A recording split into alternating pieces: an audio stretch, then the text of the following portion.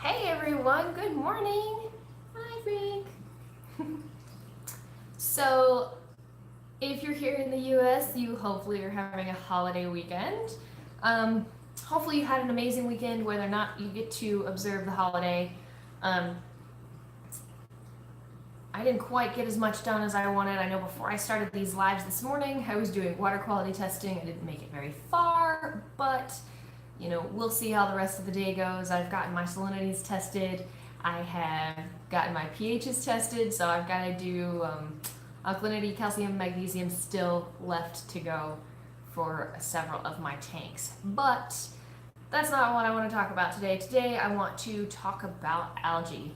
So this came about because my little nano tank, my little reef tank, it's got a whole bunch of like little, we call them polka dots. It looks almost exactly like the purple coralline algae, except it's green. And I've never seen anything like it before, but I've been doing a little bit of reading, a little bit of research, and I found out that some people believe it's a thing, some people don't, based on my Instagram conversations that just ended. Several other people have some of this, I'm going to call it green coralline algae. So I'm not alone. I think the consensus is one, it could be due to water quality. Now here in Vegas, we have some crazy water. It's got a lot of minerals and stuff in it. So even with my RO unit that's filtering out a bunch of that, it could be caused by the water here in Vegas. But also, it's apparently a common thing when a tank is relatively new. So my tank isn't quite 6 months. A few of the things that I read online say that it will go from like a green to a purpley pink in the course of like 6 months to a year, but it's just the process of a new tank getting up and started. So I'm not super worried about it, but just curious in general. So I figured since I kind of had that on my mind, I figured I'd talk with you guys a little bit about different algae that you might see in your aquarium, and to share my book, share the book that I use that I try and figure out what kind of algae I've got going on. So here it is, Algae, A Problem Solver's Guide. It's by Julian Sprung. If you might be familiar, he's got the brand Two Little Fishes. So a great book. It's got some, let me put my coffee down. Oh, I didn't show you my coffee. Check it out. My mom and my aunt went shopping, and they saw my aunt saw this cute little mug with the fish on it, and they're like, oh, Hillary needs that for her live. So thanks, guys. Super cute fish mug. You can never have too much fish stuff. Ever. Alright, so I'm gonna try and open this.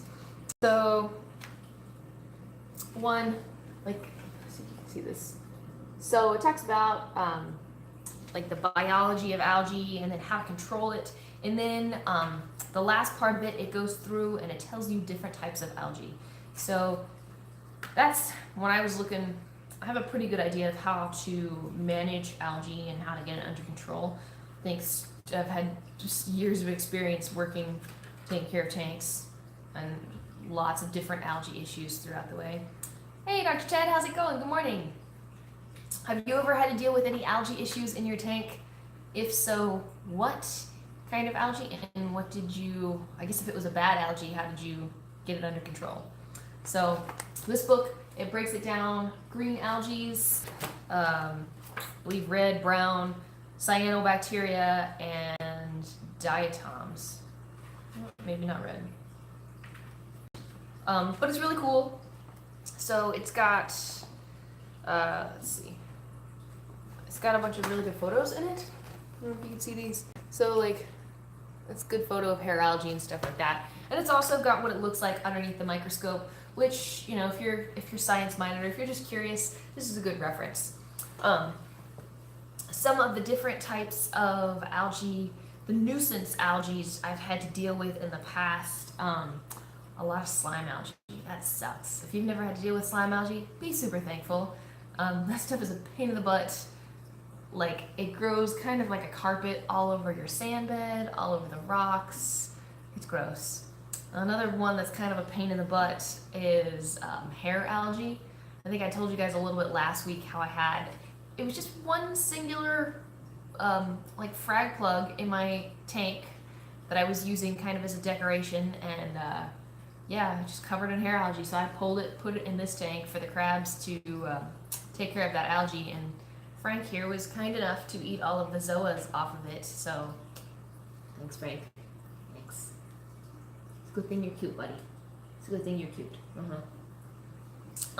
So anyway, yeah, you can get a lot of cool animals, cleanup crews that will help take care of algae problems that you have in your tank.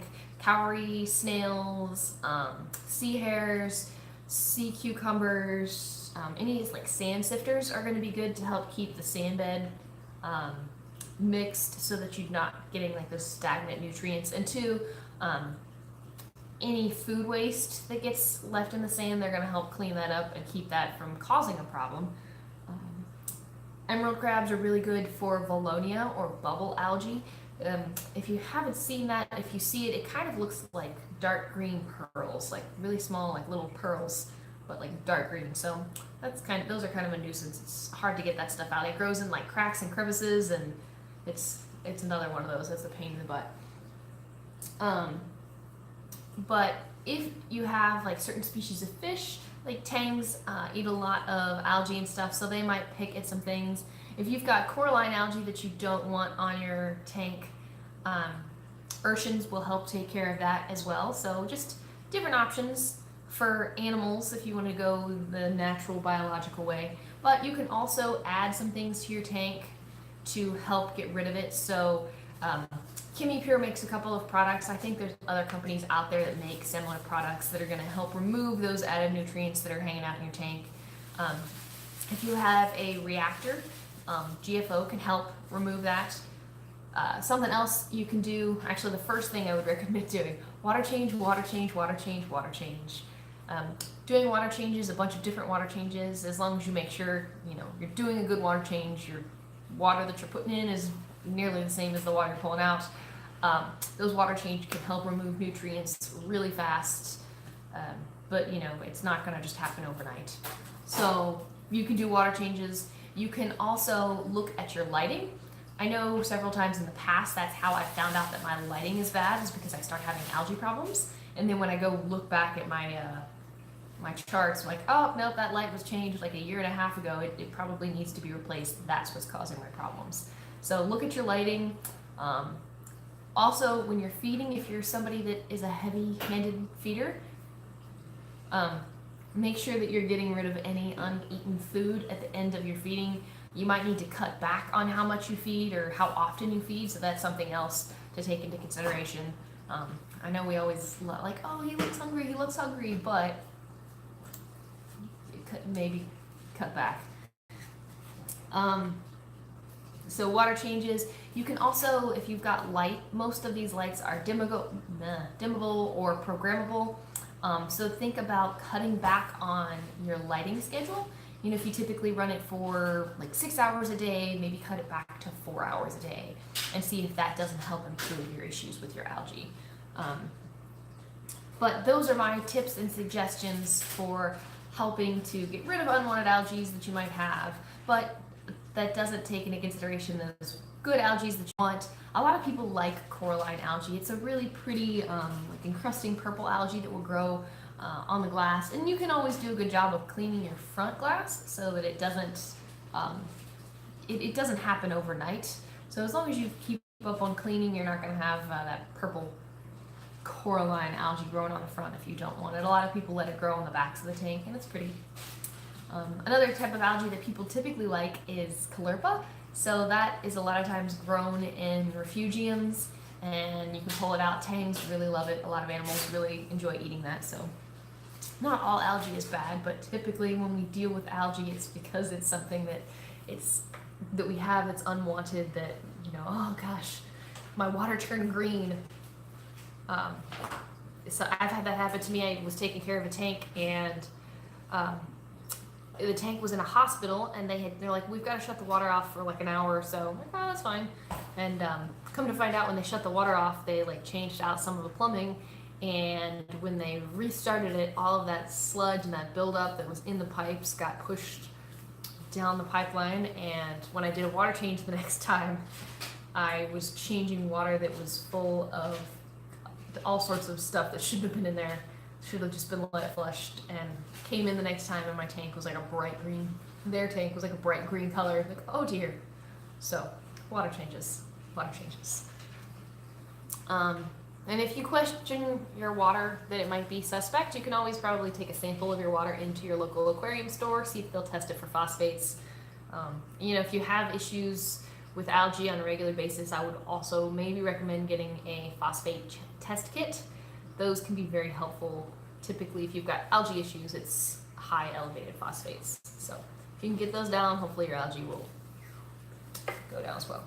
But that's about all I have for today.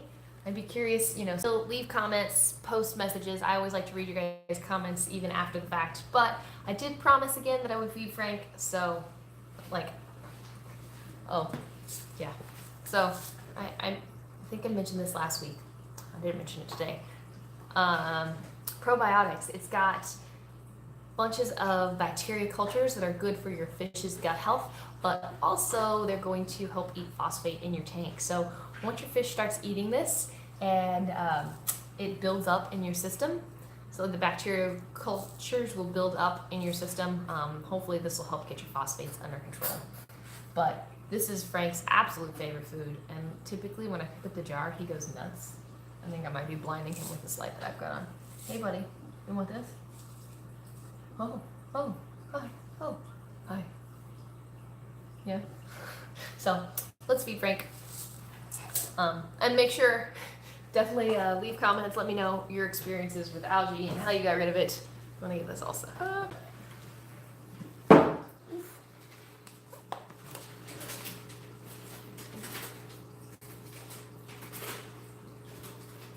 you go, buddy. He doesn't know what to do with it if it's not on this. Usually I feed him on the surface and he kind of like, whoop. It's very awkward on the surface. So if you want to see Frank being awkward, check out some of our other videos from the last few weeks, because there's definitely Frank eating on the surface as well. But thank you guys so much. I hope you have a wonderful holiday weekend and a great week. I will not be here next week. I have the opportunity to go scuba diving. So unfortunately, I hope you guys have a great week. And in 2 weeks, I will be back. I can't wait to hear how your weeks have been.